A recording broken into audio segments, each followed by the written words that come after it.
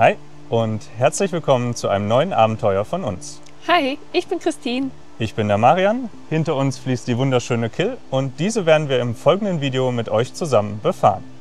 Die Tour geht von Gerolstein nach Kordel, die Strecke wird sich auf ca. 74 Kilometer belaufen und wir haben vor, diese an 3 Tagen zu befahren. Neben uns liegt zweimal das Ecstasy Packraft CW 250, welche wir als Leihgabe von Arts Outdoors bekommen haben. Dafür ganz lieben Dank. Wir sollen die Boote testen. Ein bisschen haben wir das auch schon gemacht, und zwar auf dem Biggesee im Stillwasser. Das CW steht nämlich für Calm Water, also Stillwasser. Da haben sie sich auch wirklich sehr, sehr gut geschlagen. Aber die Boote sind nicht nur dafür geeignet, sondern sie gehen auch noch bis Wildwasserstufe 2. Und hierfür eignet sich die Kyll allerbestens, um das auszuprobieren.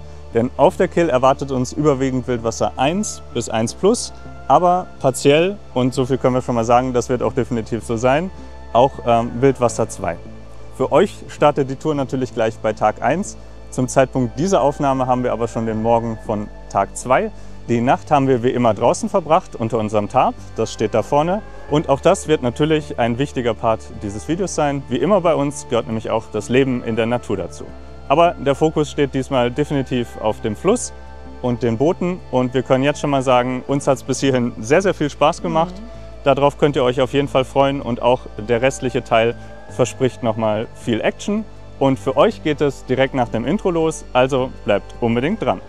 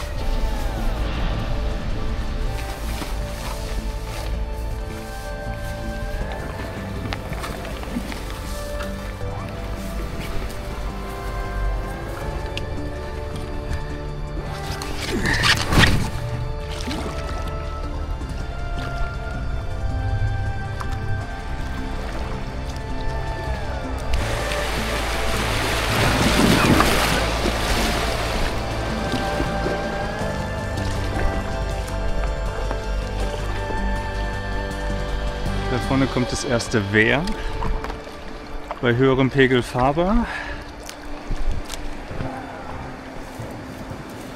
Das ist das Wehr. Da hinten ist es schon ziemlich felsig, aber mit dem Packraft dürfte man da rüberkommen und ab hier geht es dann wieder. Werden wir auf jeden Fall versuchen zu fahren. Maximal, dass man da vorne irgendwo ein bisschen aufsetzt, aber der Rest geht.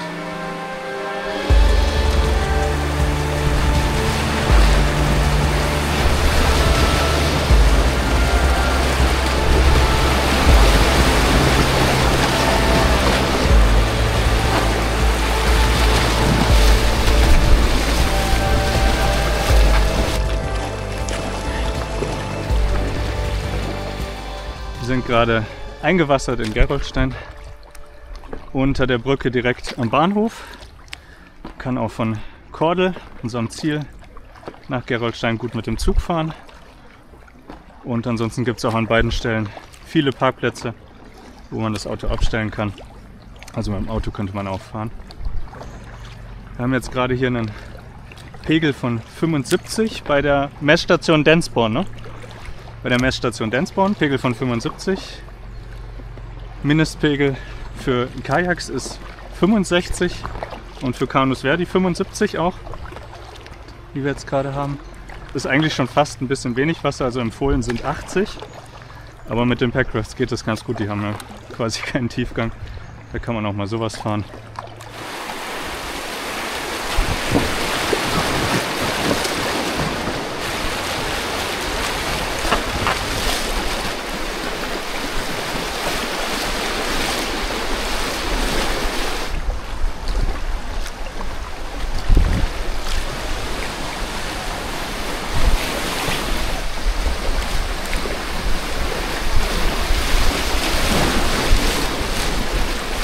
sind die Kill übrigens schon mal gefahren. Christine und ich in unserem Scout und mein Bruder der Philipp in seinem Twist. Da hatten wir nämlich seinen Twist mal so ein bisschen auf die Wildwassertauglichkeit geprüft. Und da hatte den viel höheren Pegel, war ein ganz anderer Fluss. Teilweise über 1,50 Meter. Und da waren auch schon Passagen mit Wildwasser. Auf jeden Fall mindestens 3 minus, würde ich auf jeden Fall sagen. Teilweise sogar 3, würde ich behaupten. Also bei so einem hohen Pegelstand ist die Kill auf jeden Fall nur was für erfahrenere Paddler. Mussten jetzt hier die Bowbacks nach hinten machen, weil die großen Taschen natürlich viel schwerer sind, dass das Gewicht einigermaßen verteilt ist. Normalerweise könnte man hier die passenden Bowbacks auch vorne drauf machen. Und dann wird das Boot vorne auch noch mal weniger Wasser nehmen, wobei das jetzt schon echt wenig ist.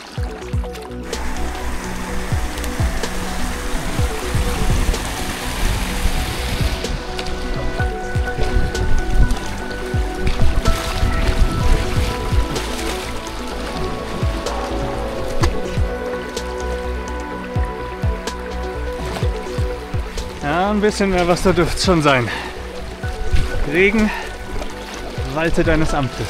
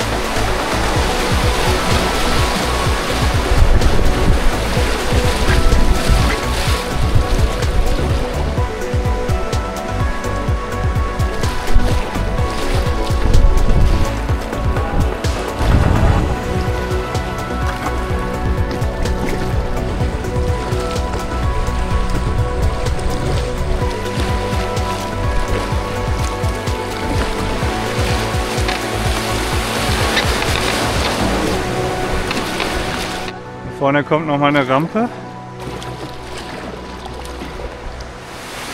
Zu wenig Wasser, um es zu fahren. Aber es ist nur das kurze Stück hier rüber. Können vielleicht sogar hier anlegen. Dann hebt man es nur hier rüber.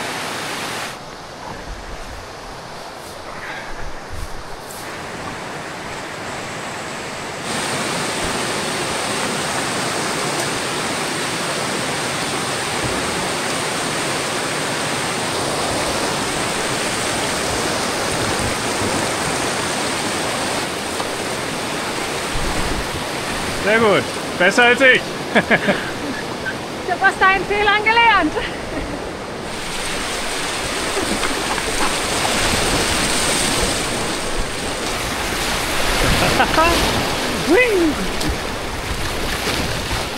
Baumhindernis. Da kommt man nicht runter durch.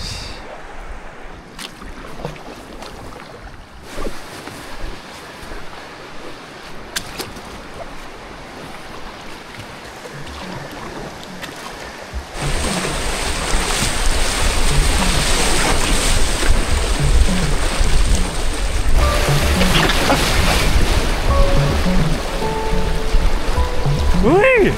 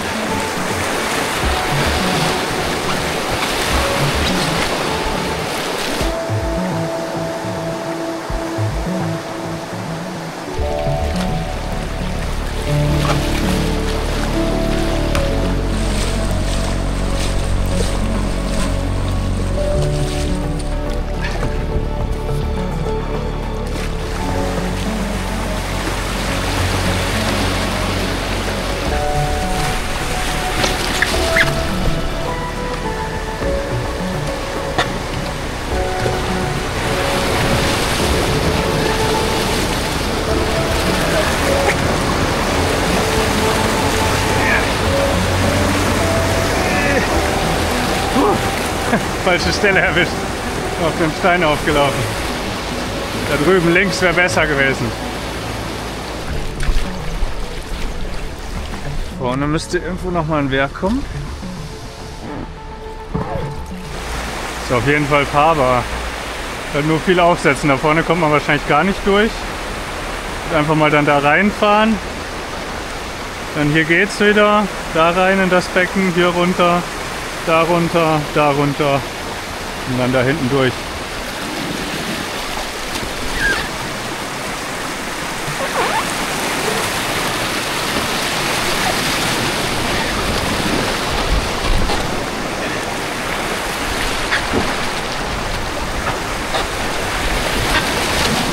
Ja, super.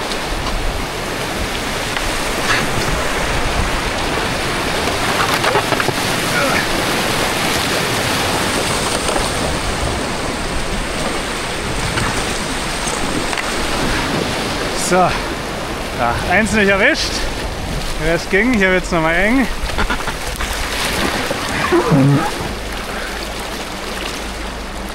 Sehr gut. Christine auch, die Kurve ist echt eng.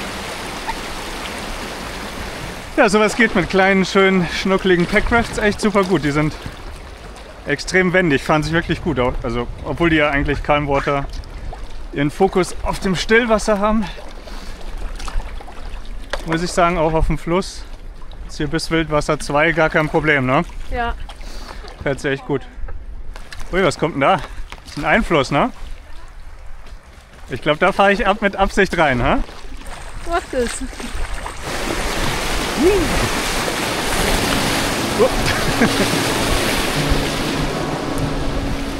Ja, macht auf jeden Fall echt Spaß.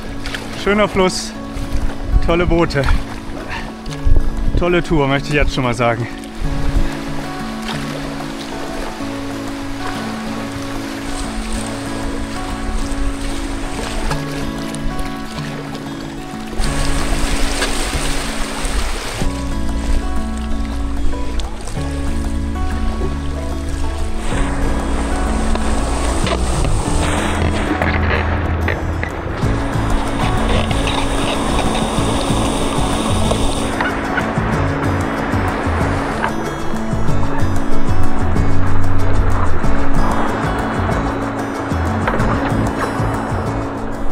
Da sind wir gerade am Pegel Densborn vorbeigefahren, aber leider zu spät gesehen.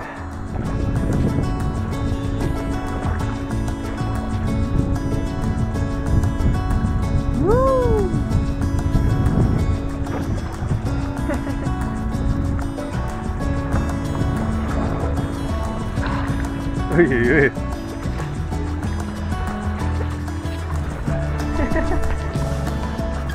Scheint uns spannend zu finden, ne? Ja. Wie süß. Ja. Oh. Tschüss.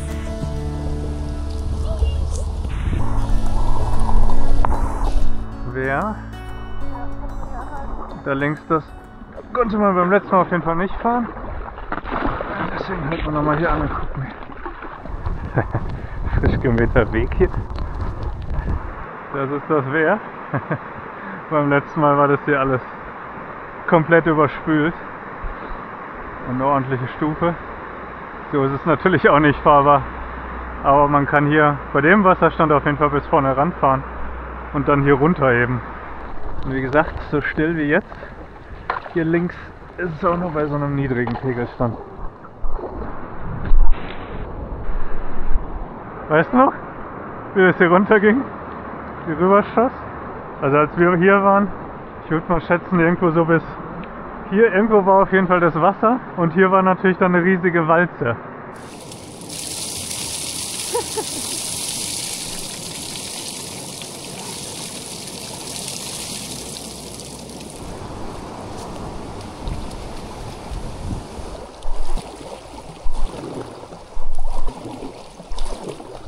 Hier fließt der Fluss wieder rein.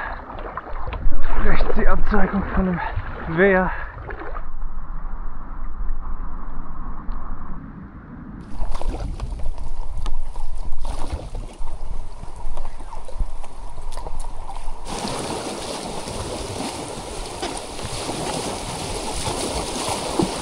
Regen, Regen, Regen, Regen, Regen.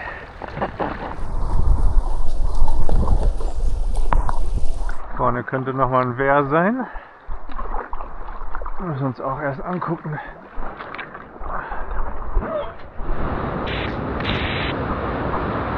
Ja. So, die Umtragung wird wahrscheinlich länger sein, deswegen haben wir die Rucksäcke jetzt mal abgenommen. Jetzt? So, wir haben uns jetzt doch entschieden, hier wieder einzuwassern. Wir haben uns das nochmal auf der Karte angeguckt und uns wieder erinnert. Wenn man hier umträgt, man kann hier umtragen, muss man aber sehr weit da in die Richtung, dann noch an einem Haus vorbei, nochmal ein Stück in die Richtung und dann wieder zurück zum Wasser. Das war sehr weit. Und hier könnte man direkt hinter dem Wehr den Fluss wieder weiterfahren, deswegen werden wir das auch machen. Okay?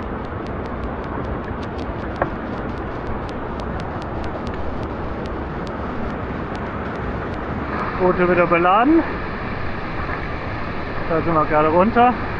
Hier geht's wieder rein. Dann hopp.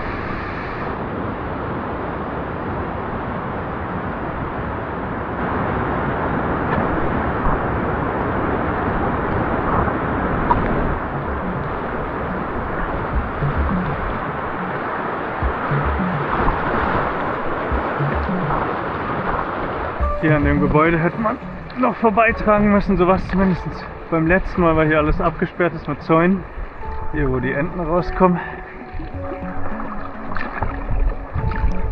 Da mündet wieder dieser Ablauf ein. Keine Ahnung, ob man den hätte fahren können, ich weiß es nicht. Also hier sieht es so aus, aber von oben konnte man es nicht sehen. Schön, wie der Nebelwolken da vorne in den Bäumen am Berg hängen.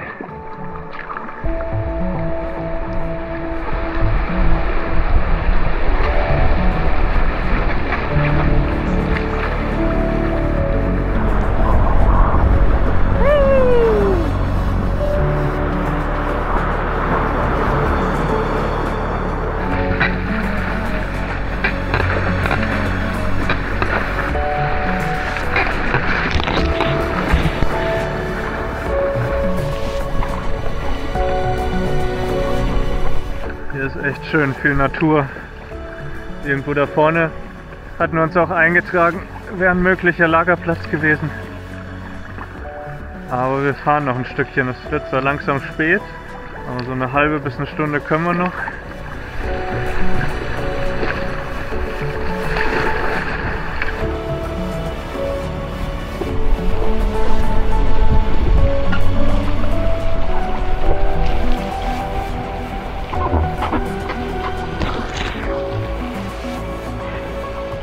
Gänse, Fischreiher und Ziegen. Spannende Kombination. Wir sind jetzt hier in St. Thomas, wenn ich mich nicht vertue. Und da vorne kommt nochmal ein Wehr. Das sollte man sich angucken. Links oder rechts? Hier sieht es auf jeden Fall fahrbar aus. Kann man runterrutschen. Muss man sich nur wirklich rechts halten. Da kommt sonst nämlich eine Kehre. Wir wollen jetzt hier kein Risiko eingehen. Ich denke mal, es ist schon machbar. Auch mit dem Boot wahrscheinlich machbar, aber so gut kennen wir die Boote dann doch noch nicht. Und Safety First tragen wir dann doch lieber vorbei. Da vorne liegen die Boote. Wir tragen sie bis hierhin, setzen sie hier ins Wasser, paddeln darüber und setzen sie dann da drüben in den Fluss.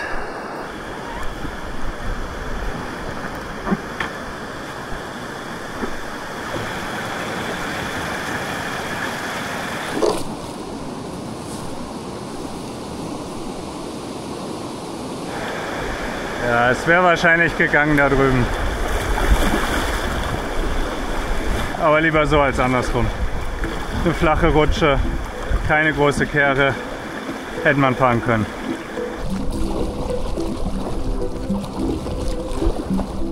Ab hier ist es jetzt für uns unbekanntes Terrain. Wobei sich ehrlich gesagt so unterschiedlich wie der Fluss dieses Mal im Vergleich zum letzten Mal ist. Auch vorher schon fast alles wie unbekanntes Terror angefühlt hat.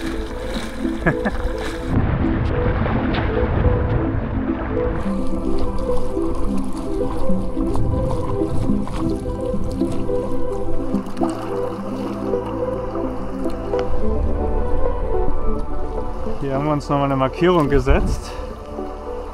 Auf der rechten Seite eigentlich. Schaut es bis jetzt allerdings sehr steil aus. Was ist denn da drüben? Ich gehe mal an Land als erstes, dann hole ich dich, ja? Okay.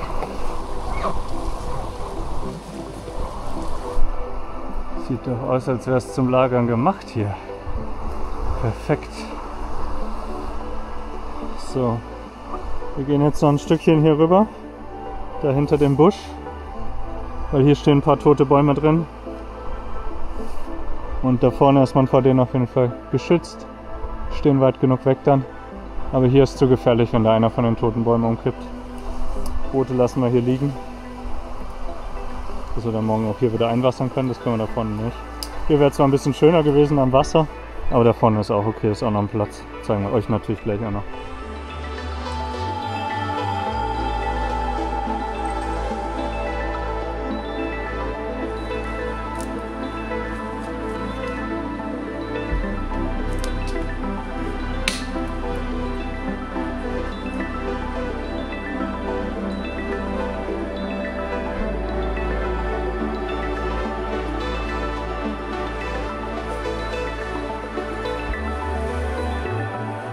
Da drüben ist der Fluss.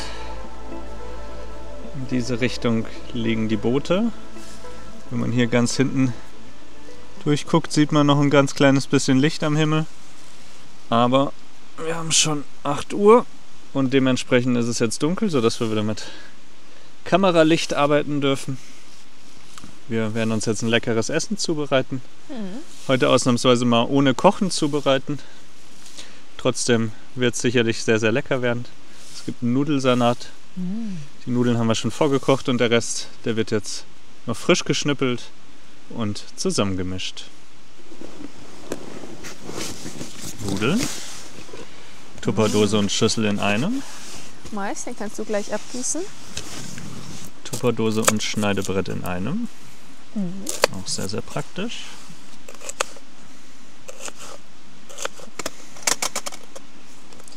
Tada!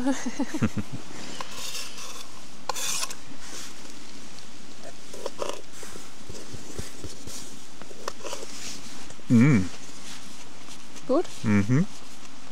Das sind richtig gute Tomaten. Ui. Mhm.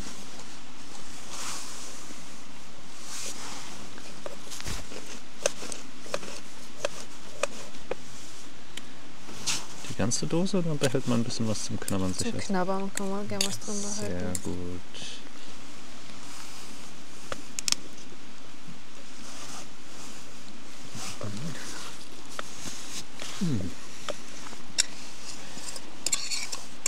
So, dann fehlt nur noch eins. So, das Wichtigste. Salsa-Soße. Hunger. Essen.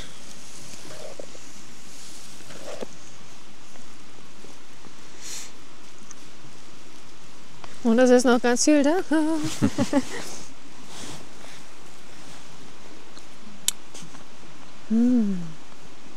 Ist gut, ja? Ja, schön bunt auch, ne? Ja. Ich bin mal gespannt, ob man das auf den Aufnahmen gut sehen kann. Das mit dem Licht.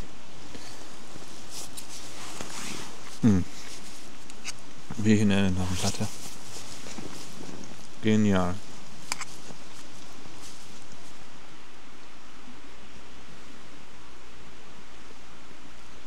Einsam wird sie unter dem Tag auf jeden Fall nicht. Das Licht lockt die Insekten an. Deswegen werden wir es gleich auch ausmachen. So richtig müde sind wir noch nicht, aber erschöpft und mir ist auch ein bisschen kalt. Meine Klamotten, die wurden nass unter der Semi-Trockenkleidung. Deswegen werden wir jetzt hier nur noch Zähne putzen und uns dann in die Schlafsäcke legen und versuchen zu schlafen. Zu euch sagen wir schon mal gute Nacht. Bis morgen.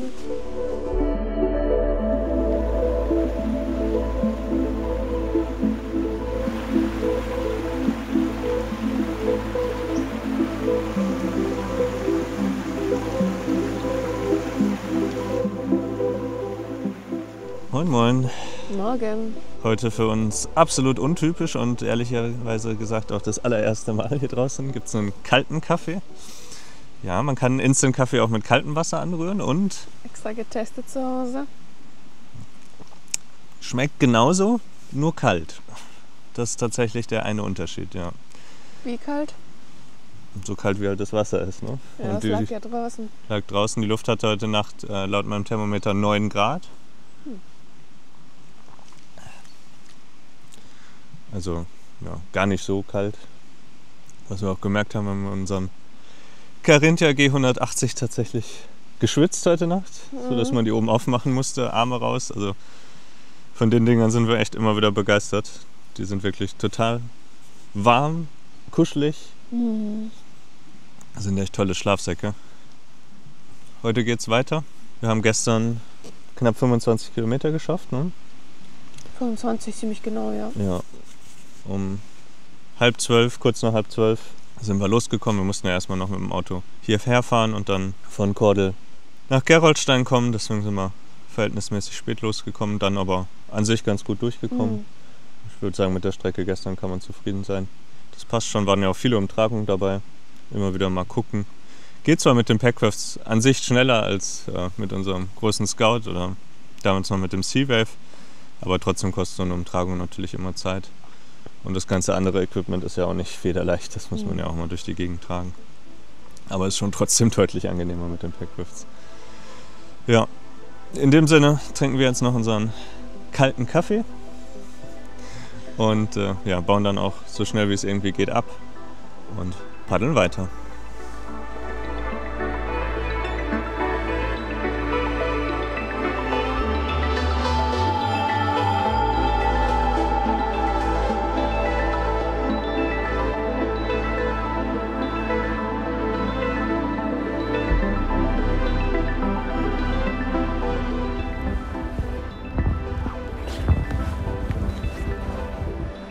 Da hinten war unser Lager.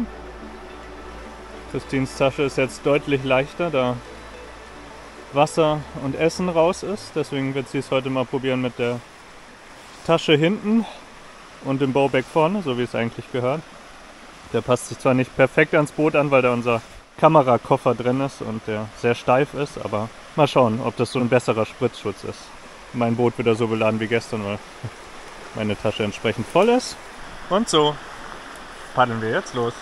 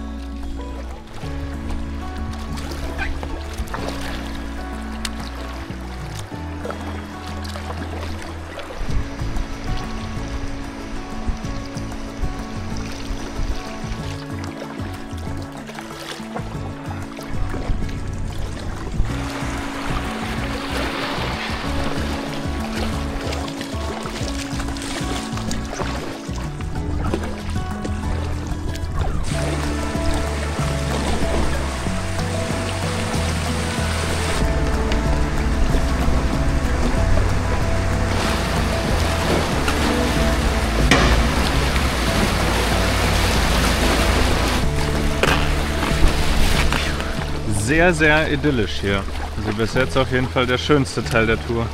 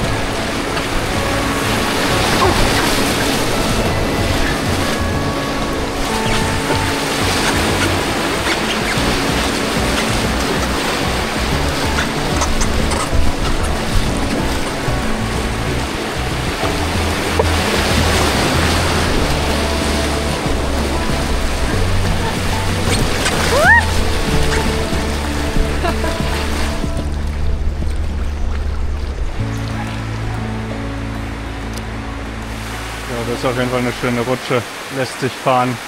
Da ich es da rechts nicht so ganz sehen kann, werden wir es einfach hier links versuchen.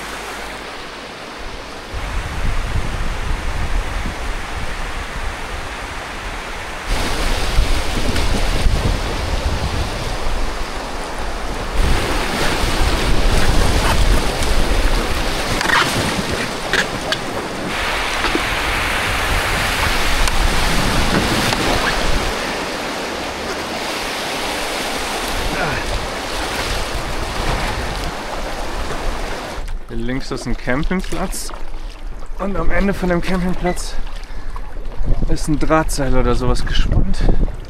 Nicht anfassen, okay, Stromkabel. Da sollte man dann wirklich aufpassen, wenn der Wasserstand höher ist.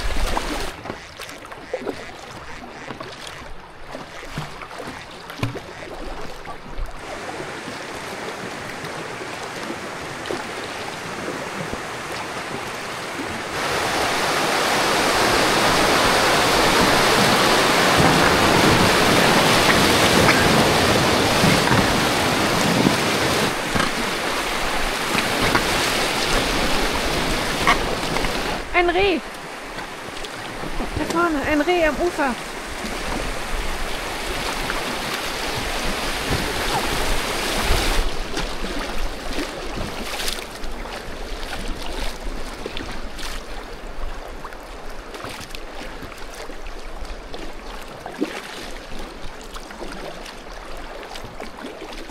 Wie cool.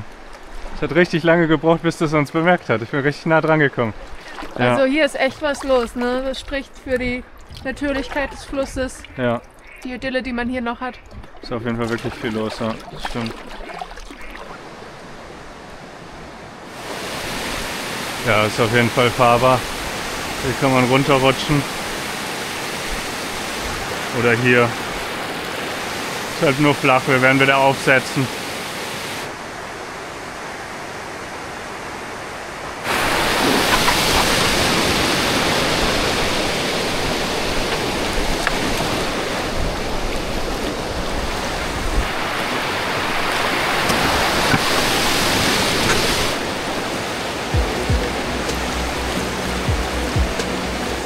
So sieht es jetzt bei wenig Wasser aus. Sowas kann natürlich mit viel Wasser deutlich gefährlicher sein. Kann sich dann eine Kehre bilden, in der man hängen bleibt. Also nicht einfach fahren.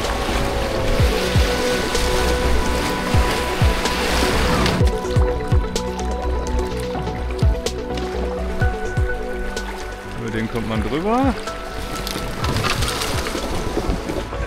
Durch den kommt man durch.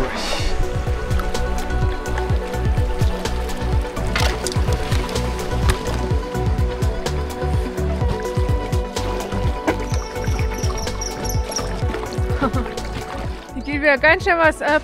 Eisvögel, Wasseramseln. Alle sind sie hier.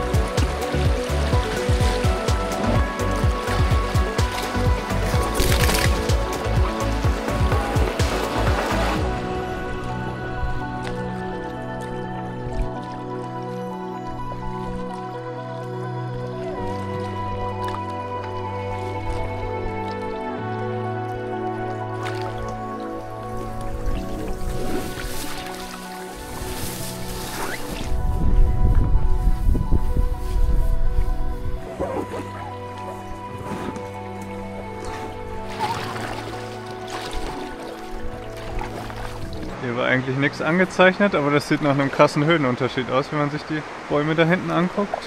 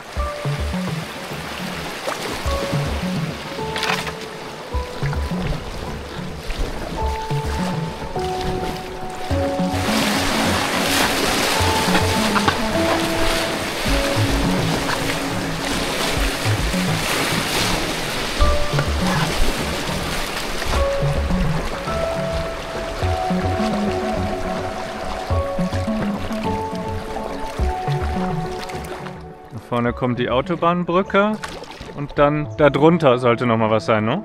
Ja. Unter der Brücke.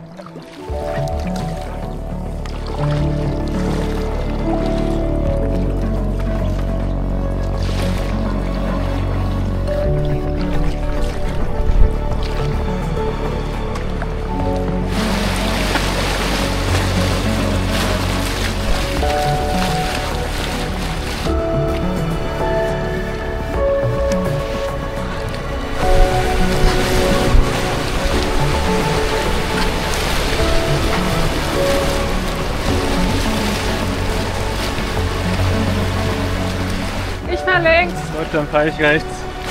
Hui! Hat sich gelohnt hier lang. Schöne Wellen.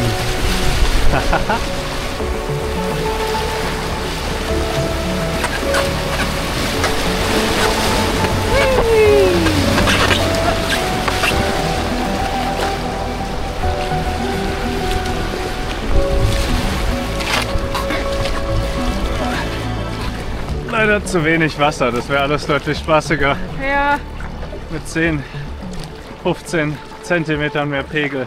ja. Und dann kommt wieder ein Baum. Nach dem Baum kommt nochmal ein schönes Stüfchen. Das ist der Baum, den ihr gerade gesehen habt. Da liegen die Boote, kann man hier schön rumtragen. Hier wieder rein und dann die Stufe fahren. Das machen wir gerade.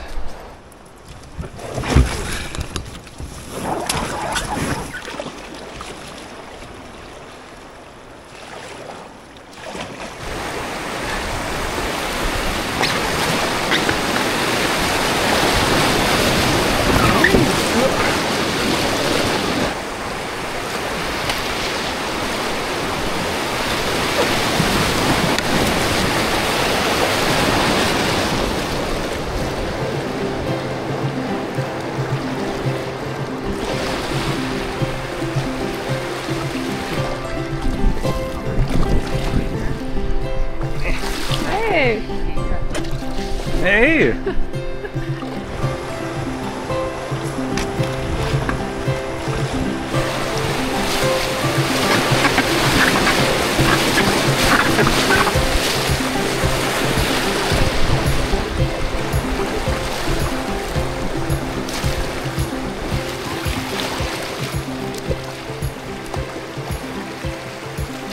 Nochmal ein Wehr, eventuell rechtsfahrbar. Das ist es. Da, also von der anderen Seite rechts auf jeden Fall fahrbar, dann hier ein paar schöne Wellen. Hier auch nochmal.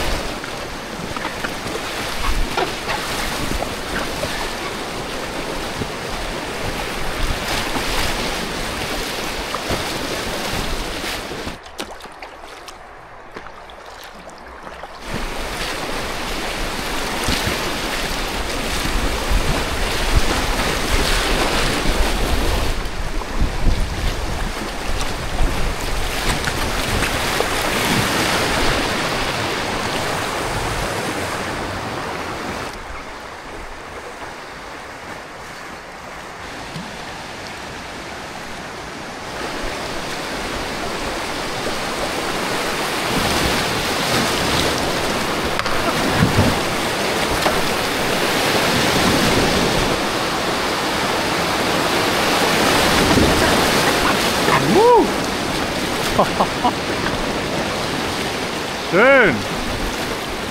so eine geile Rutsche. Ja. Hat Spaß gemacht.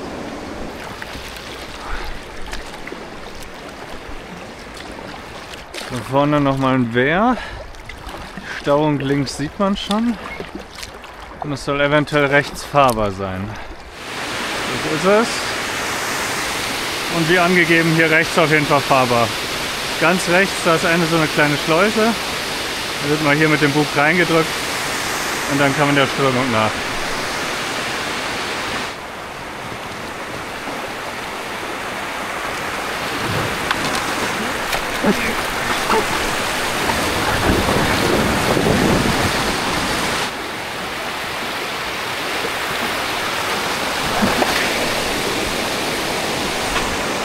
Ich habe die falsche Stelle getroffen, bei Christine hat es auf jeden Fall besser geklappt.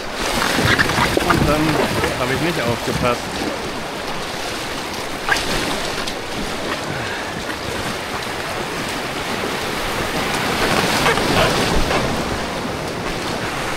Hui!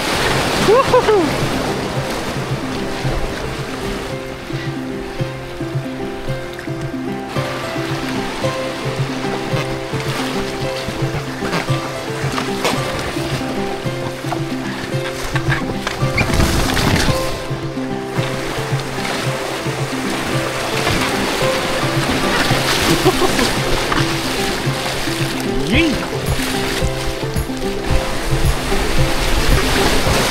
Wow.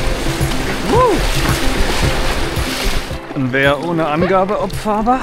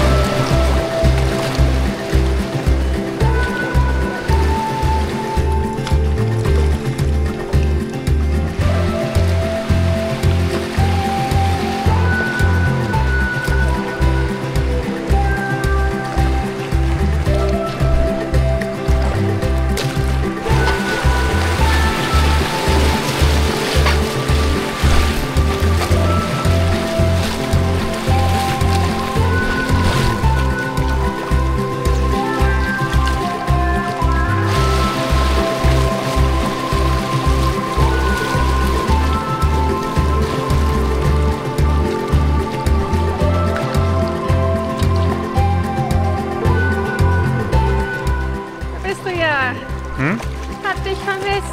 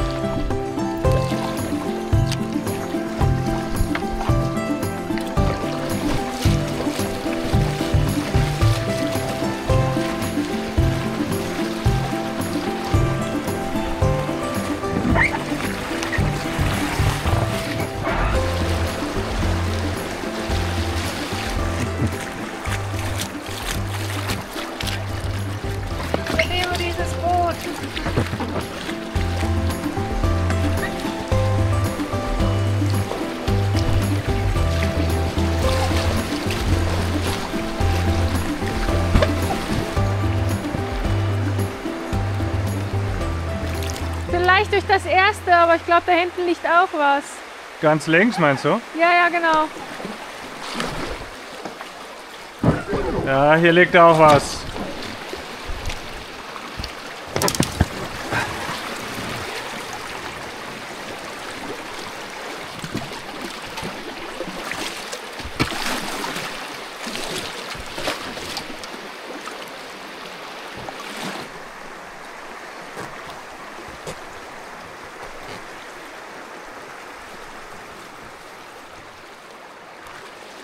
Nur bei so wenig Strömung, ansonsten nicht nachmachen.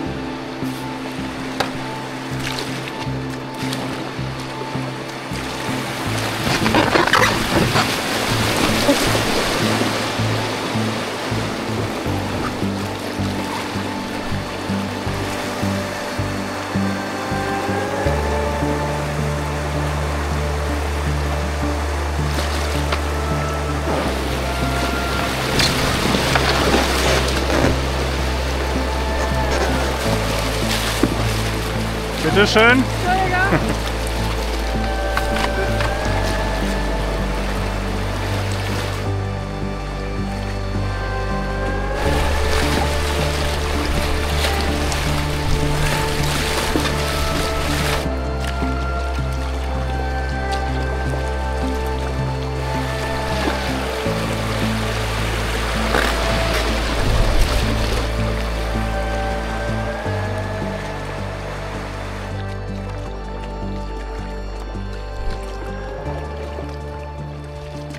Es müsste nochmal ein Wehr sein, wenn da links ein Wasserabfluss ist. Also hier rechts wird es gehen mit Aufsätzen.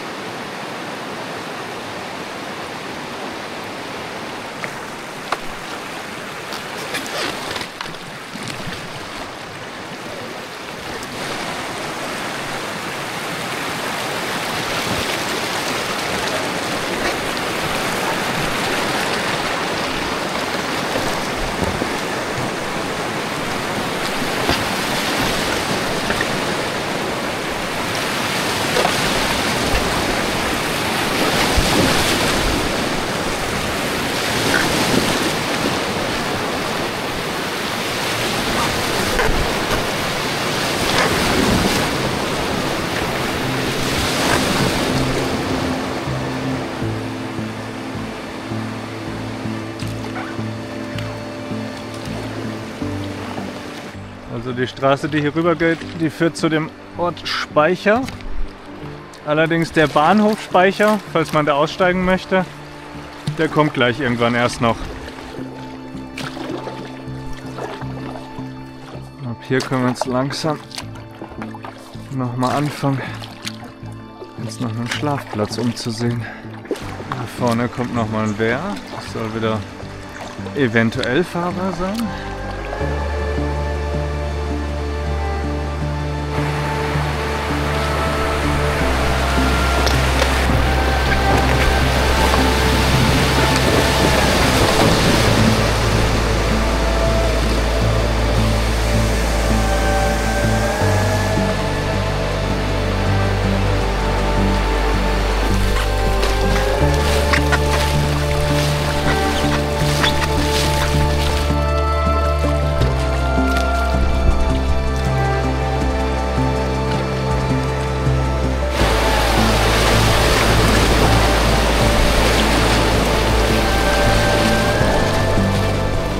Es ist dunkel.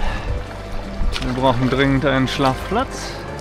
Nein, dunkel ist es natürlich noch nicht, aber es geht gerade in die Richtung.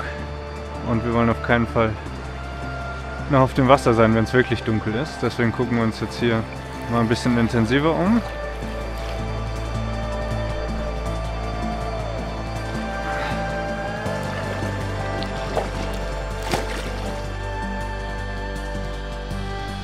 Das Aufbauen haben wir mal nicht mehr gefilmt. Es wurde noch, während wir hier an Land gegangen sind, so dunkel, dass wir direkt die Kopflampen rausholen mussten, um überhaupt noch aufbauen zu können. Mhm. Wir haben hier einen einigermaßen ebenen Platz gefunden, der einzige Ebene hier zwischen den Bäumen. Dafür waren die Bäume ganz gut geeignet, um das Tarp dran festzumachen. Das hat ganz gut gepasst. Und mit ein bisschen Sachen, die man unter die Matten gelegt hat, die Trockenkleidung und so, kriegt man es auch einigermaßen eben hin. Den Platz zeigen wir euch natürlich morgen dann nochmal im Licht. Da unten irgendwo, man hört ihn auf den Aufnahmen sicherlich, fließt der Fluss. Da vorne, man sieht sogar ein bisschen, glaube ich, liegen die Boote. Tarp ähnlich aufgebaut wie gestern. Ja, und auch heute gibt es wieder ein Essen ohne Kochen und trotzdem höchstwahrscheinlich sehr lecker. Mhm. Das haben wir tatsächlich noch nie gemacht. Das ist ein kleines Experiment, aber bei den Zutaten kann ich mir nicht vorstellen, dass es nicht schmeckt. Oh, da kommt der erste Besucher. Erster Schnurrer. Oh, hübsch mit den weißen Flecken da. Ja.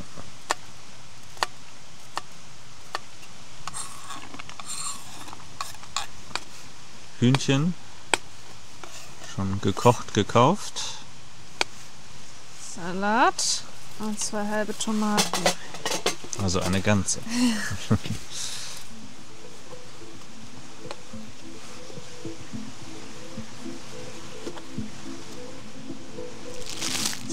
Fladenbrot.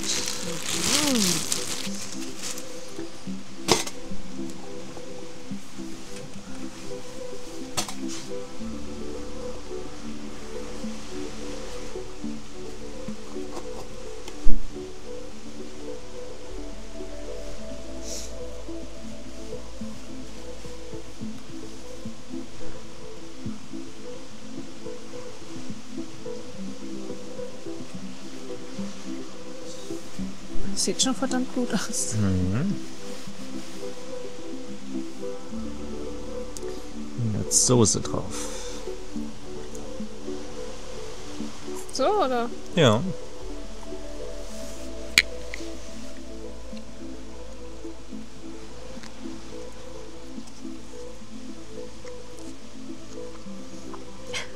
Döner ist besser, oder? Ja, gut schon, aber vom Geschmack her auf jeden Fall sehr, sehr lecker. Das Brot wäre jetzt natürlich geiler, wenn es irgendwie ein bisschen angebraten wäre oder so. Ja.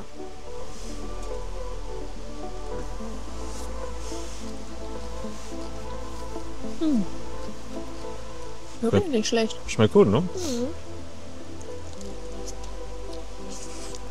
Für uns gibt es gleich noch eine zweite Runde. Oh yeah.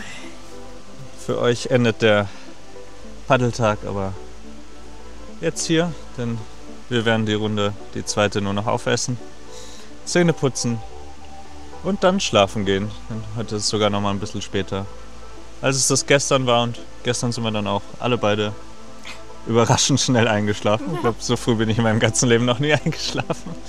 Ja. Um kurz nach 9 tatsächlich. Insofern wird es heute sicherlich auch gut klappen. Jo. In dem Sinne, gutes Nächtle. Bis morgen.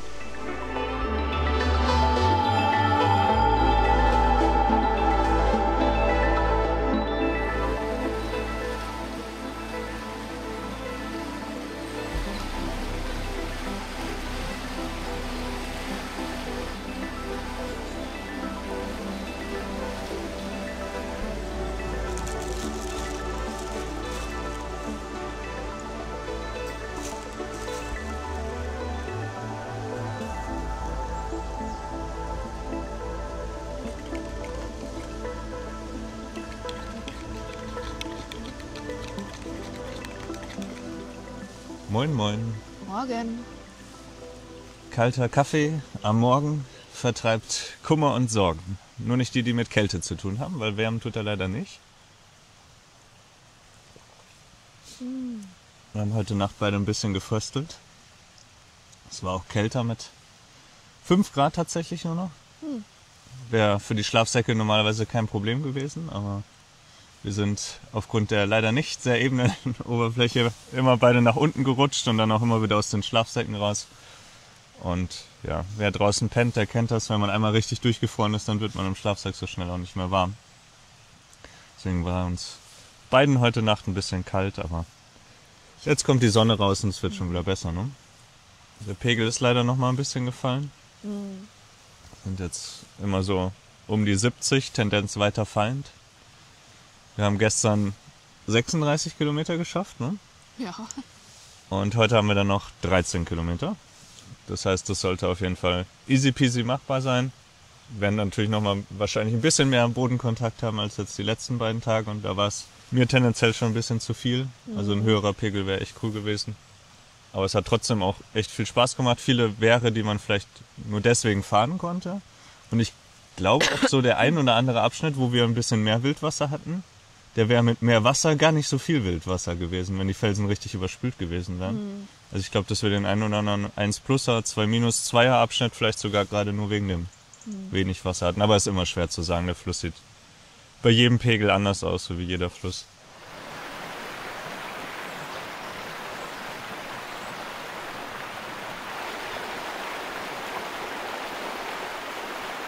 Ich hatte euch ja gestern Abend versprochen, das Lager noch zu zeigen.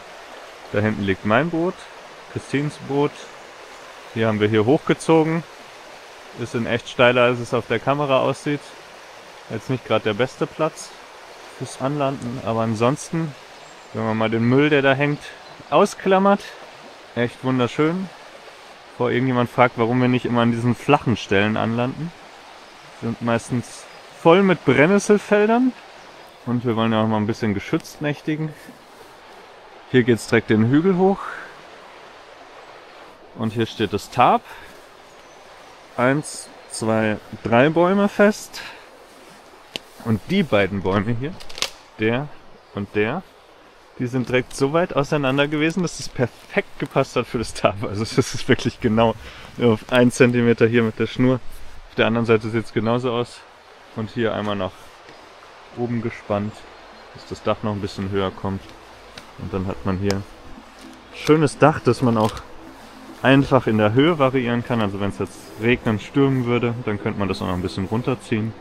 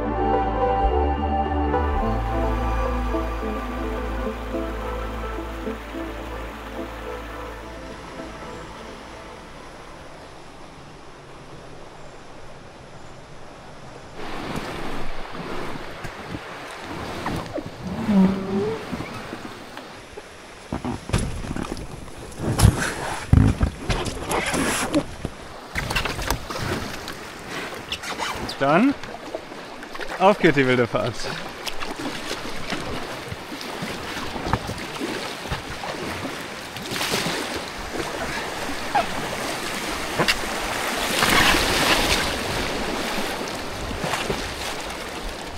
Schön.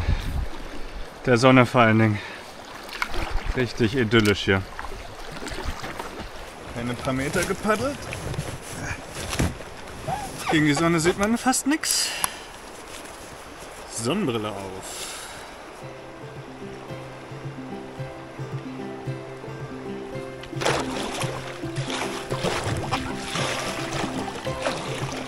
Wir nähern uns einer Stelle, die von hier aus optisch gesehen wer sein könnte. Das sieht so aus, als würde rechts Wasser weiterfließen. Deswegen guckt gerade mal auf der Karte. Wer freie Durchfahrt. Das hören wir doch gerne. Dann gucken wir uns das mal an.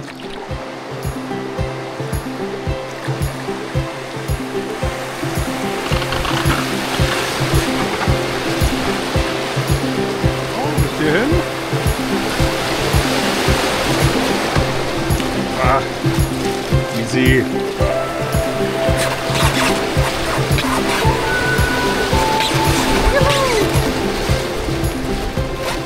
Ah, easy. Ah, schön.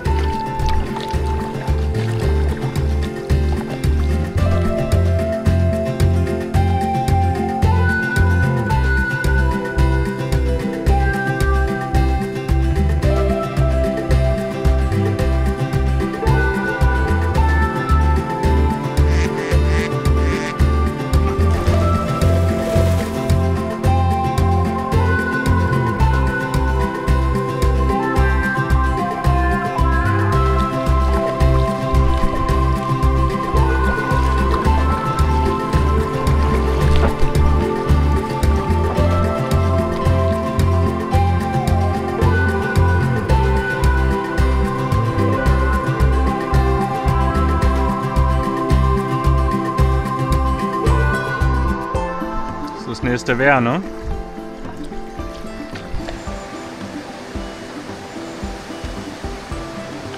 Bei dem wenig Wasser auf jeden Fall nicht fahrbar. Da vorne kann man es einigermaßen runterheben, da ist ja kaum Wasser.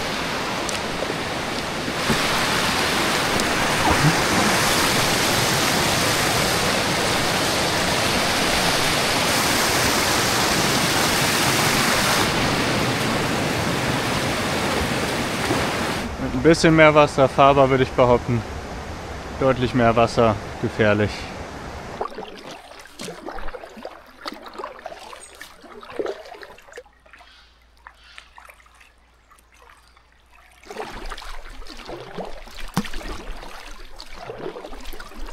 Das sieht doch nochmal nach einem Wehr aus, ha? Wie heißt der Ort? Kill an der Kill? Dann gucken wir doch mal. Putzig mit dem Häuschen da am Wasser. Auf dem Gerüst.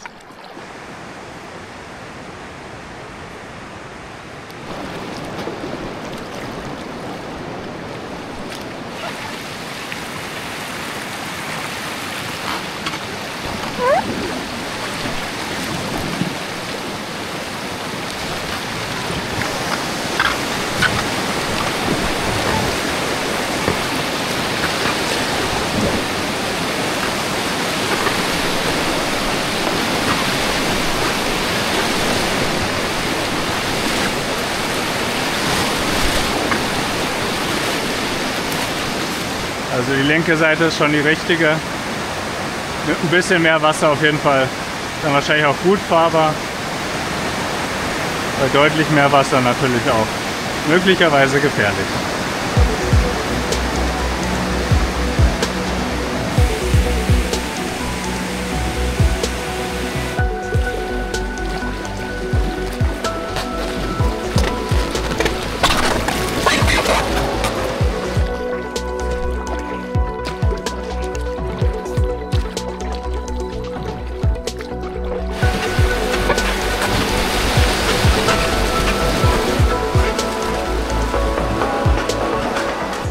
Hier gerade Höhe Daufenbach Bahnhof. Viele ruhige Streckenabschnitte jetzt hier. Zwischendrin immer so kleine Schwallstrecken wie hier.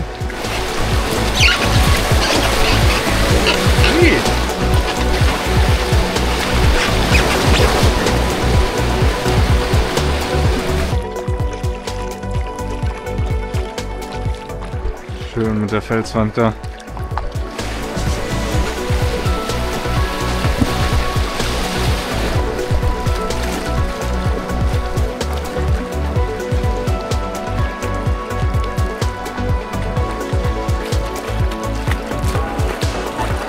Das müsste das letzte Wehr auf unserer Strecke sein, und zwar bei der Daimlinger Mühle. Perfekter Bootsparkplatz. Hier ist schön eingeklemmt, kannst nicht wegtreiben. Das ist das Wehr. Da wäre eigentlich die perfekte Rutsche, aber da liegt ein Felsen drunter, also da geht es leider nicht. Wenn, dann müsste man hier runterrutschen und dann wird man da auf dem Ast und den Stein gespült. Das ist jetzt bei der laschen Strömung mit den Packrafts kein Problem. Hier und hier hängt man wahrscheinlich auch nochmal, aber das geht schon.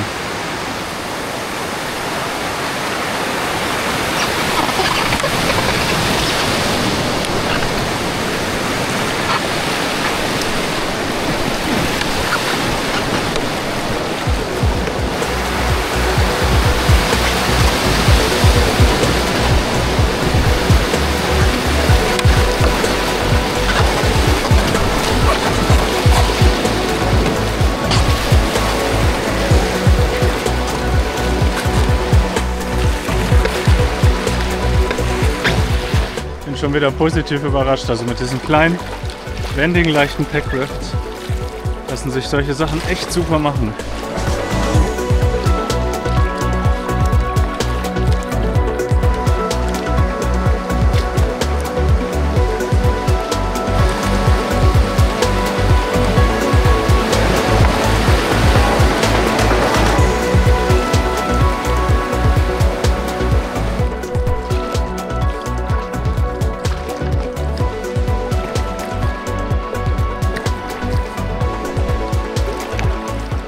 Wir haben jetzt noch etwa 3 Kilometer vor uns und hier scheint es mal etwas ruhiger zu sein, deswegen nutze ich die Zeit schon mal für unser Fazit.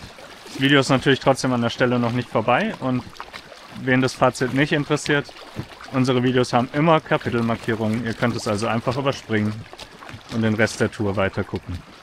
Ja, im Grunde genommen hat die Kill das geliefert, was wir von ihr erwartet haben. Überwiegend Wildwasser 1, 1 plus, um sich mal mit den Booten vertraut zu machen. Aber auch immer wieder mal Stellen mit Wildwasser 2 minus, 2, paar ganz wenige Stellen, vielleicht sogar 2 plus. Sodass wir auch die Fähigkeiten des Bootes oder der Boote auf jeden Fall gut austesten konnten. Und ich kann sagen, wir sind beide begeistert, ne? Ja, auf jeden Fall. Das ist eine ganz andere Art des Paddelns, als wir das so kennen mit diesen kleinen, leichten, kurzen Booten. Kann man vieles fahren, was man im großen Boot aufgrund der Größe und der Wendigkeit einfach nicht mehr hätte fahren können. Und dann ist das gerade für so einen kleinen bis mittelgroßen Fluss echt genial. Also mit den Booten sehr, sehr zufrieden. Dazu machen wir auch ein Produktvideo. Wenn euch die Boote interessieren, dann findet ihr das Produktvideo, sobald es fertig ist, hier oben und am Ende dieses Videos. Ja, zu Kill selber, wie gesagt, so wie wir sie erwartet haben. Es hat sehr, sehr viel Spaß gemacht. Bei dem Pegel, den wir jetzt von ja immer so zwischen 70 und 75 hatten, war schon viel Grundkontakt. Habe ich schon mehrfach gesagt. Ein bisschen höherer Pegel, alles über 80, wäre sicherlich gut. So ging es auch, aber halt nur mit Booten, die wenig Tiefgang haben. Und selbst mit denen hätte es einfach mehr Spaß gemacht, wenn man manche Stellen noch hätte besser fahren können. Also ich schätze mal, ein Pegel von 90 bis 1,10 Meter ist so der Idealpegel. Ich denke, dann macht es am meisten Spaß. So wie wir es im Winter hatten, habe ich auch schon ein bisschen von erzählt. Über 1,50 Meter. Da war hier definitiv ein ganz anderer Fluss, hat gar nichts mit dem zu tun, was wir hier erlebt haben. Für absolute Anfänger ist der Fluss generell nichts. Das muss man auch dazu sagen. Auch wenn er an den meisten Stellen sehr harmlos ist, sind doch ein paar Stellen dabei, wo man zumindest schon fortgeschrittenes Können aufweisen sollte und das richtige Boot dabei haben sollte. Wie gesagt, beim hohen Pegel, dann sollte man definitiv wissen, was man tut, aber generell sollte man das ja bei jedem Fluss. Die 3 Tage hier draußen haben uns viel Spaß gemacht. Ja, 3 Tage sind auch immer gut, um sich so einzufinden. Ja, das stimmt. Die erste Nacht draußen ist immer, wir machen das jetzt schon seit Jahren, aber trotzdem, die erste Nacht draußen, die braucht man immer, um reinzukommen. Und bei der zweiten, da fühlt man sich dann zu Hause. Das war schon wieder schön, wir hatten leckeres Essen. Ja, der erste Lagerplatz war schön, der zweite war vom Ausblick schön, vom Liegen nicht so schön. Wir wären natürlich an beiden Lagerplätzen gerne ein bisschen früher angekommen, dass man auch ein bisschen mehr davon gehabt hätte. Aber ja, wer uns kennt, weiß, wir schlafen lieber aus und sind dann fit. Dadurch kommen wir immer ein bisschen später los. Aber an sich ja, waren die 3 Tage Zeit jetzt für die Strecke von knapp 74 Kilometer, ne? Ja, 74 ziemlich genau. Waren sie schon gut. Mit schnelleren, flotteren Booten kann man das sicherlich auch an 2 Tagen schaffen. Und ja, wenig Gepäck zum Umtragen. Die erste Hälfte hatte viele Umtragungen, war dafür aber auch durchgängig sehr, sehr spritzig. Die zweite Hälfte hatte weniger Umtragungen, aber so wie jetzt hier gerade auch deutlich mehr stille Zonen, wo man mehr paddeln muss, um voranzukommen. Aber trotzdem sind wir auf der zweiten Hälfte dann viel schneller vorangekommen als auf der ersten. Vor allen Dingen fürs erste Drittel haben wir besonders lang gebraucht, ne? Ja. Aber wir können jeden Teil empfehlen, wenn ihr nicht die ganze Strecke machen wollt, wie wir jetzt von Gerolstein nach Kordel. Ich würde sagen, das erste Drittel war nicht ganz so schön landschaftlich wie das zweite und das dritte Drittel, oder? Ja. So mal aus dem Bauch heraus gesagt. Also landschaftlich auf jeden Fall wurde es dann immer schöner. Wie gesagt, jetzt hier im letzten Teil würde ich jetzt einfach auch mal als das letzte Drittel bezeichnen. Sind dafür aber halt auch schon viele stille Zonen, so wie jetzt hier. Habe ich irgendwas vergessen? Glaube nicht. Wir hatten wieder alles dabei. Regen, Sonne. Ja, das stimmt. Viel Regen am ersten Tag, jetzt viel Sonne. Ja, hat sehr, sehr viel Spaß gemacht. Wie gesagt, vorbei ist das Video noch nicht. Ihr seht natürlich auch noch die letzten 3 bis 2,5 Kilometer. Bisschen sind wir ja nochmal vorangekommen. Falls da noch irgendwas Überraschendes passiert, werden wir es euch natürlich noch sagen. Aber ansonsten, glaube ich, können wir das Fazit für die Tour und den Fluss und die Boote so abschließen, oder? Ja. Da hängt ein Baum im Wasser.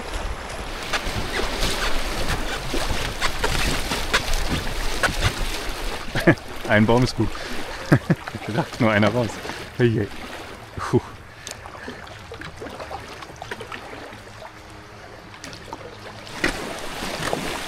Ui!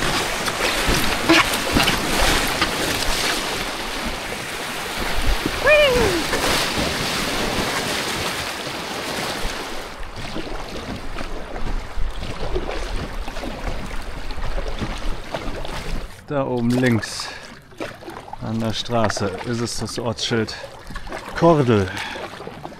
Leitet die letzten Meter ein. Und die nächste Brücke, die kommt, da halten wir an. Auf der rechten Seite, ein Stückchen hinter der Brücke, kommt dann eben der Bahnhof. Da steht unser Auto. Und da vorne, wo der Baum liegt, bis dahin ist das Wasser noch still. Da kann man gut anlegen.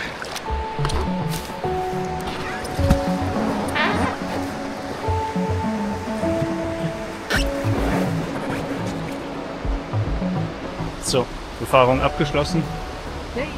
Zum Fazit gibt es nichts mehr zu ergänzen. Keine Überraschung mehr. Deswegen heißt es nur noch vielen lieben Dank, dass ihr bis zum Ende mit dabei gewesen seid. Und wir freuen uns natürlich umso mehr, wenn ihr es beim nächsten Mal auch wieder seid. Bis dahin, macht's gut, Leute. Ciao.